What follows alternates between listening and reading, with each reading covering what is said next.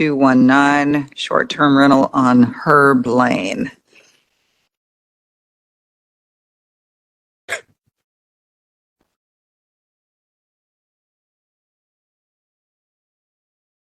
Jeremy proceed. Chesler, Office of Planning and Staff, 444 South Fifth Street, 40202.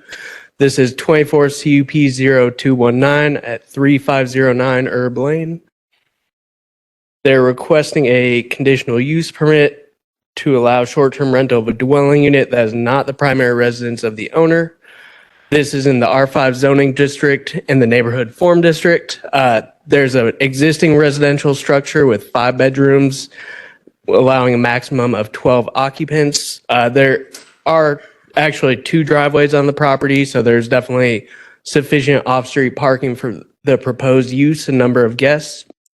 And there is currently 1 short-term rental approved by a conditional use permit within 600 feet of the subject property. So the zoning map of the property, you can see it's on the northeast corner of Herb Lane and Doreen Way.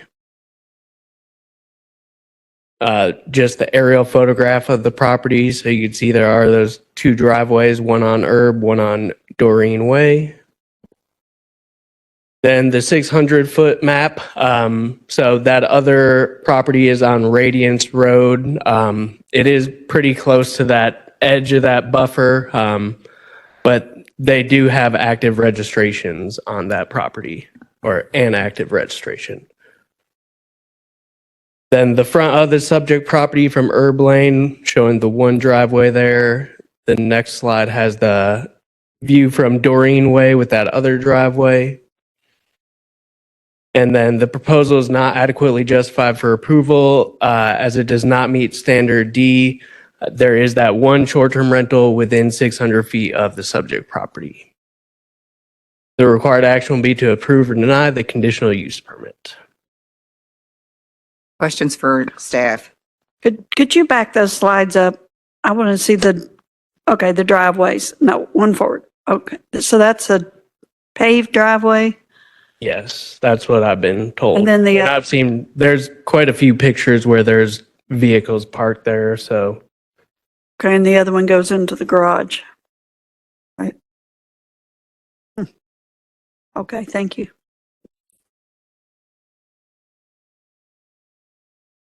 Any other questions for staff? All right. Just one Yes. question. So Yes. looking at the 600-foot map, do you know if the actual dwelling unit, the home on the CUP 0255 is within the 600 feet or is it outside the 600 feet? It's kind of right on the edge there. But yeah, I mean, I don't know of the exact location of the dwelling unit, but I know that when I looked at it from the other property and it kind of showed it bisecting the house, but Okay.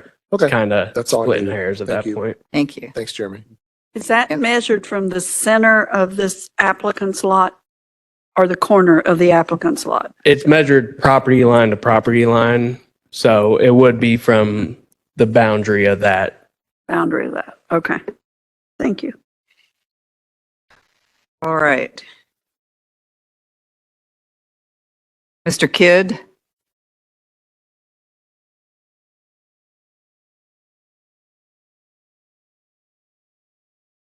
Where the testimony you're about to give today is the truth. I do. Name and address, please. Danny Kidd, 719 Executive Park, Louisville, Kentucky, 40207. So we printed a few extra documents. We were kind of a little late, so you just got these. But going back to your question, we've measured from the back of the subject property to the back of the property in question. And we also did a buffer from the back of the subject property, a 600-foot buffer, which is that black line, which shows it's not touching the property in question. And if you do back of property to back of property, not going off of property lines in specific, it's 664 feet away. So we'd like that to be taken into consideration. You measured from what point to what point? From the rear of our property, subject property, to the rear of the property in question. The actual structure, not the property line. Yeah. Next slide shows, it kind of didn't come out right, but it's trying to show that where we took the measurement from our subject property. If you can see a light shading to the left of that X, that's our property. That's the subject property itself. Yes. Next slide. So the next slide shows just kind of the lack of short-term rentals compared to the rest of the city. We are the subject property is the X there. And then if you go to the next slide, that's going to the west towards downtown, and it just becomes much more populated with short-term rentals. Next slide. And then these are just showing the, I guess, scarcity of short-term rentals in the area. We did a couple of dates, the slide and the next one, showing that there just isn't an abundance of short-term rentals in this area. A couple other things we'd like to note, that we are a local residential redevelopment company, so we do try to provide, because as you all probably have seen, the opposition to this is that we do try to provide for short-term or for affordable housing in Louisville. We've done several redevelopment flips in this neighborhood and around this neighborhood where we took offline properties that were vacant and abandoned and brought them back online. We're simply asking for this one due to economic conditions currently that it's the best strategy for us moving forward in this time being. And that's all I had. Any questions from myself? Member Vozos, oh, sorry. No, go ahead. Okay, thanks. Do you have a neighborhood meeting? We did. We actually had two. We had one, the original one. We had 3 members of the community show up, no opposition. The owner, Alex Parker, is here as well, and he was at the neighborhood meetings as well. And they all kind of know each other. So they just were mainly interested in what was going on. Were a little curious as the process and that type of stuff. The second neighborhood meeting we had because our timeline expired to submit to the board, just due to stuff going on in our office. But we did do a second neighborhood meeting like we were supposed to, send out all the mailers, but nobody showed up on that one. Okay, so there was no kind of interaction between people that had issue. We've never heard their names Weren't before. able to They did kinda not answer. show up at the neighborhood meeting, no. Sounds like, okay. Do you have any other short-term rentals that you manage? We do. We've managed a few over the years. We've been in business since 2013. We do a lot of long-term rentals, redevelopment flips. And then we have a couple other short-term rentals that are in the process of coming online for the same reasoning we're looking for this one. Okay, so no current short-term No rentals, but you have in no the current past that and you will could- in the future. Yeah, we've had a few a couple years ago, but we ended up selling those off. Are there smoke detectors and carbon monoxide detectors, fire Yes. extinguishers, stuff like that? Absolutely. Yeah, we follow all the codes and regulations these are typically redevelopment projects that we're doing. So they have building permits, electrical permits, stuff like that to make sure the house is compliant. All right, thank you. Is your company going to be the host? We are. And are you going to be the emergency contact also? I am, yes. And then we also I'm the primary contact, but we also have an office manager and 2 other people that would be, if it's 3 in the morning and I don't wake up to the phone call, we have other people that we could address that as well. And we do have staff in place to manage rentals from our long-term rental properties. They'll just be managing these as well.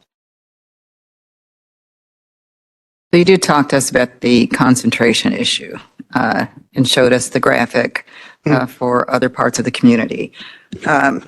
So how would this affect or not affect the affordable housing stock in the immediate area? So in regards to this specific CUP, I don't believe this would affect or have a negative impact on it. I mean, it's one property that's currently off the market and wouldn't come on the market, whether we did this proposal or not. We just find it, for our marketing strategy and our long-term longevity, this is the most profitable way of going and making the house work. So you said this probably would not come on the market? It would not come on the market for sale. due to the current conditions of interest rates and stuff. We would not put it on the market for sale either way. We would figure out something else to do with it. And I would also like to note that if you look on slide, actually, it was in the Jeremy's presentation, the aerial photo. This is a larger lot than typical neighborhood lots in this neighborhood.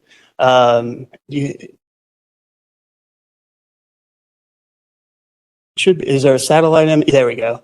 If you see, the house is really to the left and the lot to the right is what's in question of the subject property. So there's a large easement that goes in between right there on that property line that isn't really considered. We can't do anything with it either anyway, but it is our property.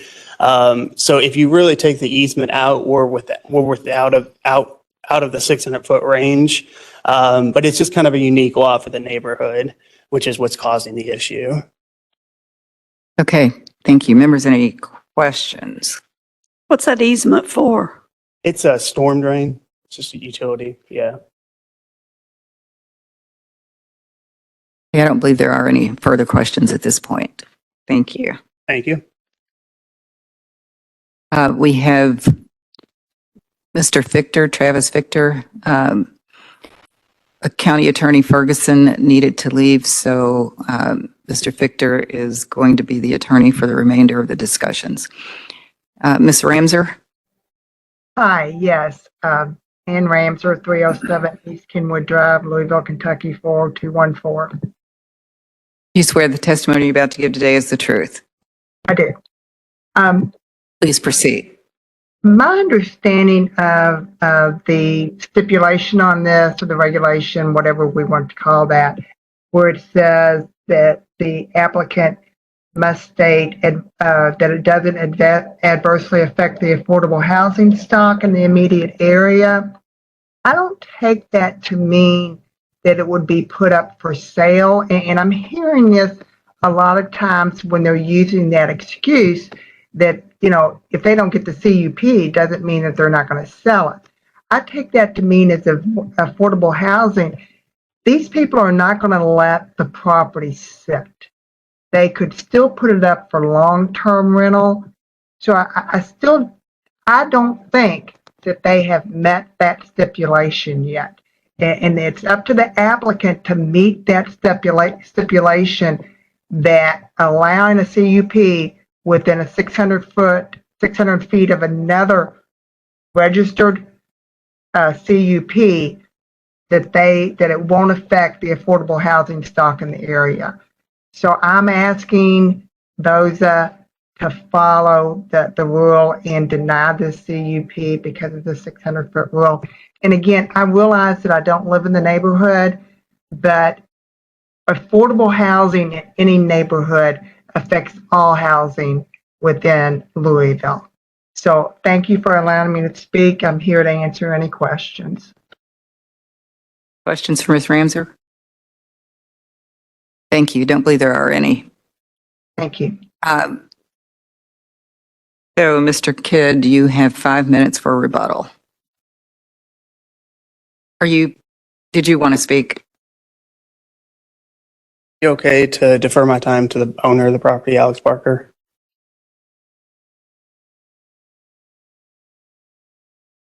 All right. Do you swear the testimony you're about to give today is the truth? I do. Name and address.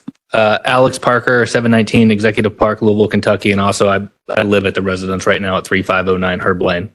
All right. So you're making rebuttal. You're speaking in rebuttal? Yeah, I'll speak. I wanted to speak in rebuttal, and then also I just had a few points to touch on top of what Danny said a minute ago. Okay.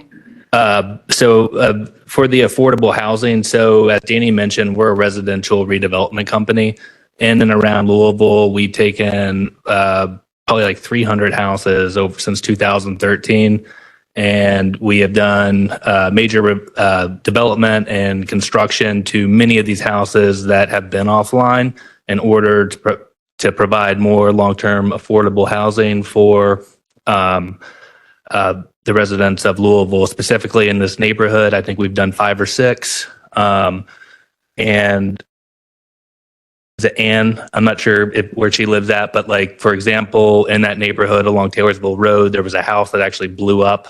You probably know what I'm talking about. Yeah. So we purchased that. We redeveloped it, added square footage, and sold it to a family there. One street over, we have long-term rentals in this neighborhood. I currently live there, and just with the hard economic development times, we've had, I'm going to live at another property we have that's like a lot smaller temporarily, and we're going to long-term rent this out just as a way to diversify income as we're trying to make it, and as we want to continue to grow, expand, and be able to help Louisville's affordable housing. Also, this house has one of the biggest lots. It's a 5-bedroom, 3-pool bath house. It's had a $200,000 renovation to it, so it's one of the nicest ones. If we did sell it and put it on the market, it undoubtedly would be the highest probably sale of that neighborhood, and that is an affordable housing neighborhood, and that would bring up the pricing in the neighborhood, and I think make it less affordable for people there.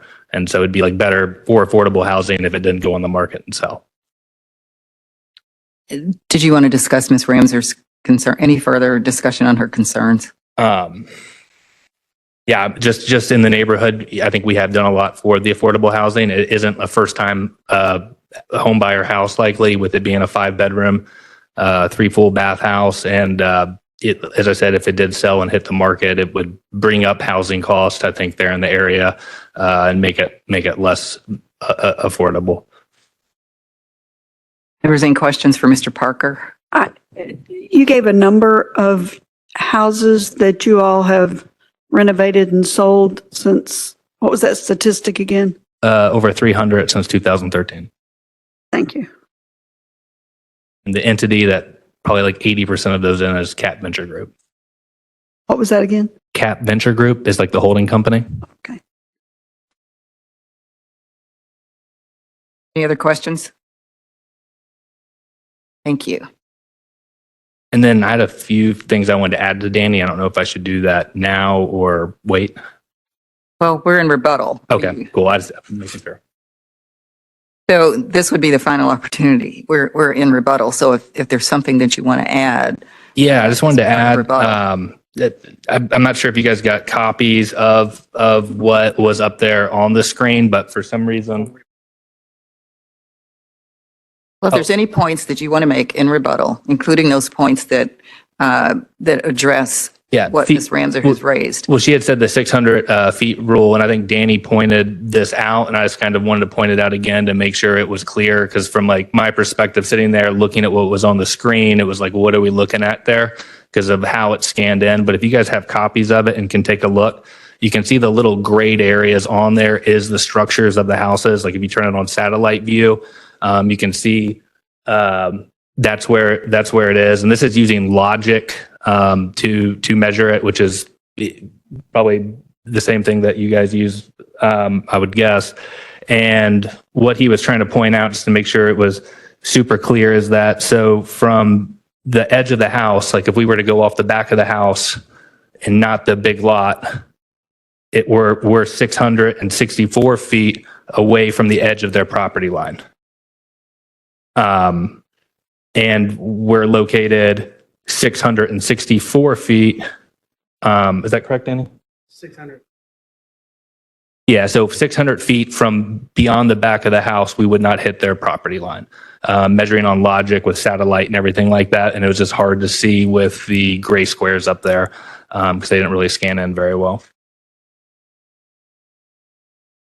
And this right here, where this looked like it was a map, this was showing where he had measured it from. So you can see it is from the edge of the structure, just for like clarification, because it's hard to see when it's zoomed out.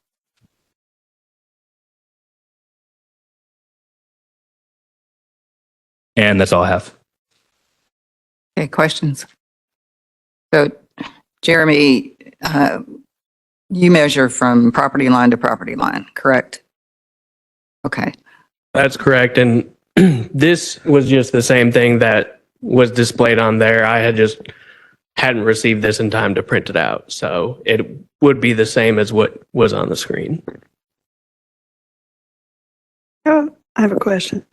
Does our regulations specify property line to property line for that measurement, or is that an interpretation? No, it's specified. It's conditional use permit is property specific, so it's property to property. That's how we create the buffer. So the 600-foot buffer that you see that we produce in our maps is a buffer that's created from the edge of the property boundary, and it extends out 600 feet. So it extends out to about midway to the site all over on Radiance.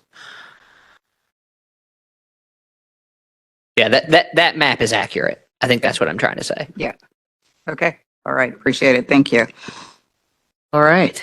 Any other questions for Mr. Parker? Don't believe so, sir. Thank you. Thank you. All right. I'm closing the public hearing. At this point, we're in deliberation on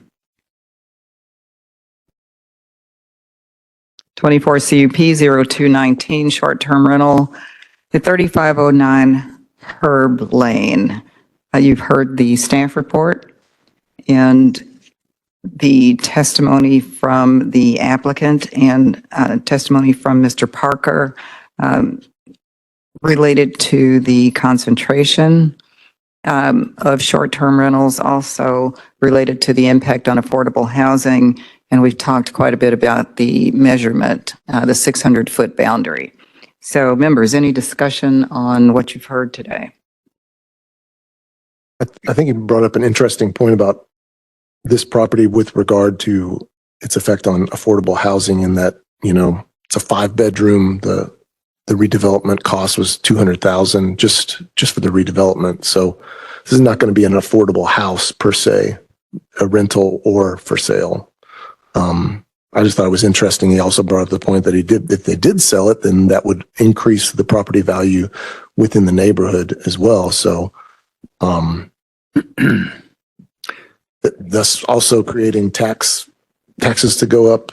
I just got my tax bill and it certainly went up. So, not that that's relevant. Sorry. I would agree with you. I normally 600 feet. And I normally don't support these, but this, I think he has made a compelling argument and you articulate it very well. The only thing I would also add is as a company, they have done over 300, I don't know, like flips or whatever you call it, since 2013. So this doesn't appear to be a business that's looking to do nothing but short-term rentals. Any other discussion? I'm with the other side. I mean, I think it's definitely over 600 feet, or within the 600 foot, less than 600 feet. And whether it's used for long-term rental, that's certainly a possibility. I understand the rationale that it's a large house for the neighborhood. But I think one reason there aren't as many short-term rentals in that area is because there's not a need or a desire for people that are frequent users of short-term rentals. I mean, it's a very residential area, and it's going to be more densely populated with them in, like on Bardstown Road or Frankfurt Avenue, that sort of thing. And I think that's what the map showed. So I'm in favor of sticking with the Metro's decision. Anyone else? Is anyone ready to make a motion?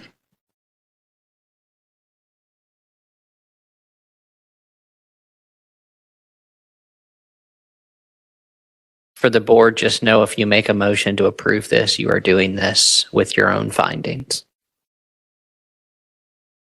You cannot rely on the staff report. Yeah. If you so choose I to. would I think make, he would make a I would motion make to a deny. motion to deny the request for short-term rental? Yeah, I was just putting it out there for, Okay. for the board. And while the microphone is open, I think it's important to put this on the record. The conversation around affordable housing, a 5-bedroom house is a 5-bedroom house off the market for somebody who may need a 5-bedroom house, a family member. Families change. Just because it would affect property values in the area doesn't mean that it's not preventing somebody from having a long-term rental or a long-term home ownership just because it's a 5-bedroom house. It's a 5-bedroom house for a family that is not on the market anymore. I have a question for staff. What about the point that was made about the market right now and being able to sell a house? Is that a consideration we can use or not? Why? I mean, you all can certainly consider whatever you want to consider as far as what you think amounts to an impact or a negative impact on affordable housing in the area. I just don't want to rely solely on the fact that if the house is off the market right now and I just hold it and keep it off the market, it doesn't affect the market. Just because a house sells and property values go up in the area, I mean, that's a phenomenon that happens everywhere. So that's not really a reason to say this doesn't affect affordable housing. And it's going to be based on square footage, to a certain degree too. A 1,200 square foot house is not going to command the same price range that a 3,000 square foot house will. And interest rates, my first house was 9.5%. So. And then know that affordable housing is not just based on the sale price, but it's based on the individual and it's tailored to the individual and the family. So there is certainly a need for housing that is affordable to heads of household that have 3, if not 4 children.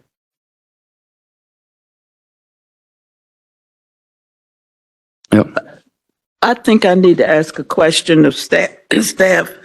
Has it changed now that we don't have to follow the standards of review for the short-term rental since the new amendment?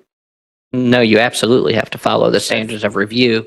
The criteria that is eligible for at this point. So it's within 600 feet and it's on the periphery. So it's eligible for relief. That does not mean you have to grant relief. It just means that it's eligible. But it also, we have to give reasons for potential relief according to the staff analysis. That's correct. And that's why I'm saying the And board that's does why not I asked the have. question. I don't know how we can go off on other And things when we've got something we have to abide by. Joel, as a follow-up to that, if property is not on the periphery, it's not even eligible. So you have several criteria for. So the standard says that you can't be within 600 feet of another short-term rental with a conditional use permit unless the board grants relief. And then there's 4 criteria for relief. Right. One of those is being on the periphery. Another is being adjacent to a zoning district that allows for short-term rentals. So we've granted relief next to Melwood Arts Center, next to the Kroger on Goss. And then the other is it separated by a primary collector or higher level roadway or some other environmental feature, that might be a park, a stream. The 4th is that a neighborhood plan doesn't support it. We're not going to see that. We don't see that right now. So really it's just those first 3 that then make them eligible for requesting relief. So this property is eligible, but is still incumbent upon the applicant to provide justification to the board for why that relief should be granted. And part of that relief is justifying that it doesn't have an adverse impact on affordable housing or result in an overconcentration of short-term rentals in the area. That answered the question. Thank you. There's no further discussion. Anyone ready to make a motion? Madam Chair, Yes. I'd like to make a motion on case number 24-CUP-0219. Project name is short-term rental on Herb Lane. The request is for a conditional use permit to allow short-term rental of a dwelling unit that is not the primary residence of the owner. Land Development Code 4.2.63. And make the motion that we deny the request. And I base that on the staff findings that there is another short-term rental within the 600-foot range. And based on the testimony that we've heard. And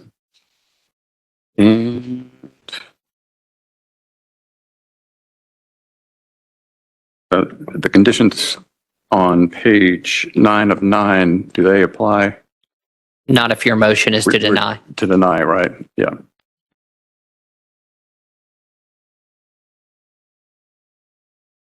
All right, is there a second? Second, Mita. Thank you. It's been moved and seconded to deny 24 CUP 0219. We're ready to vote. Howard, Yes. Bozos, No. Beta, Yes. Ford, Yes. Lewis, No,